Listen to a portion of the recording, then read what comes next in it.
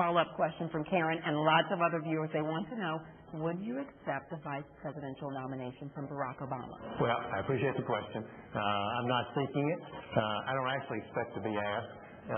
What I've said about everything, not just this, everything to do with either the campaign or in the administration is I love this country, and if I were to be asked to serve this country, I would take it seriously.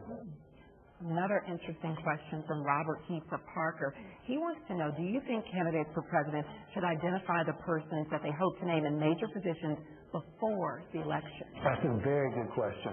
I had myself made the decision that certainly for the top cabinet positions, I would probably do that because I thought it would be worthwhile for the American voters to see not just who the president would be if they voted for me, but who would be surrounding me.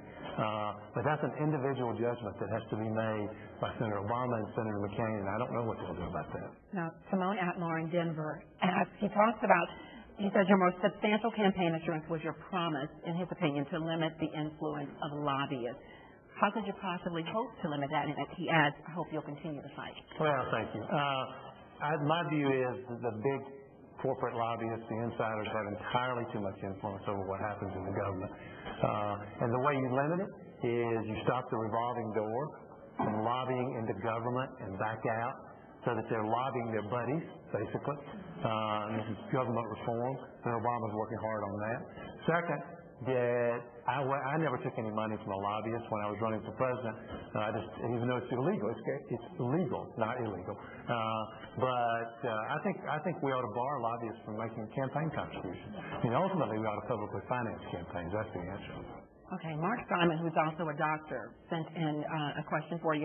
He talks about you promoting universal health care, but then adds that lawsuits as a result of some of that have also added to costs. So he says, how can you hope to achieve a financially stable universal health care system and have a better job or do a better job of controlling those costs? Well, first of all, the best way to control the cost is to have truly universal health care, where we create efficiencies that don't exist today, use of technology, electronic record keeping, a whole series of things that make healthcare, providing healthcare less costly and more efficient. Second, the lawsuit issue is, I think it should be taken seriously, but it's a very small part of the cost of healthcare in America. Very small. Tiny, actually.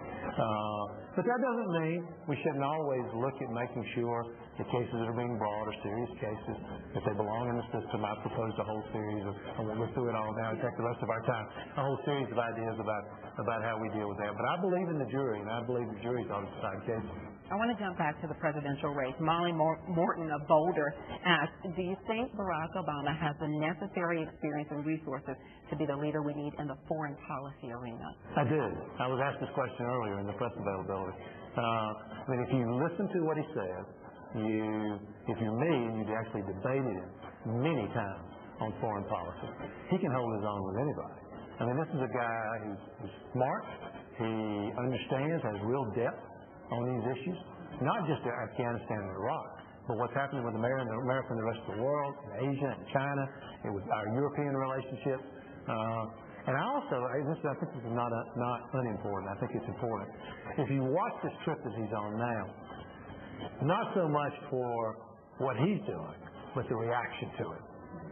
In Afghanistan, the troops cheering, in Iraq, the people in the Iraqi government having a really positive response, and now he's about to go to Europe, where I think people will welcome the possibility of him being president.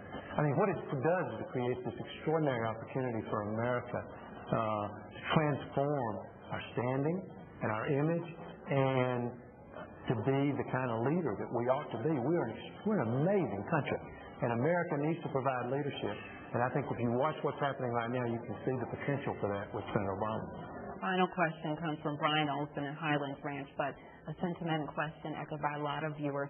He is married. His wife is fighting cancer as well. And a lot of viewers want to know, how's your wife doing? Oh, thank you so much for asking. Thank you for asking.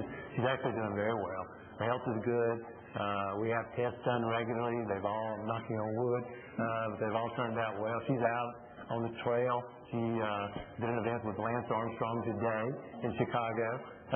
promoting cancer research. So she's out speaking out, which is exactly what you ought to do, and I'm proud of her. Senator John Edwards, thank you for being on the show. Thank you very much.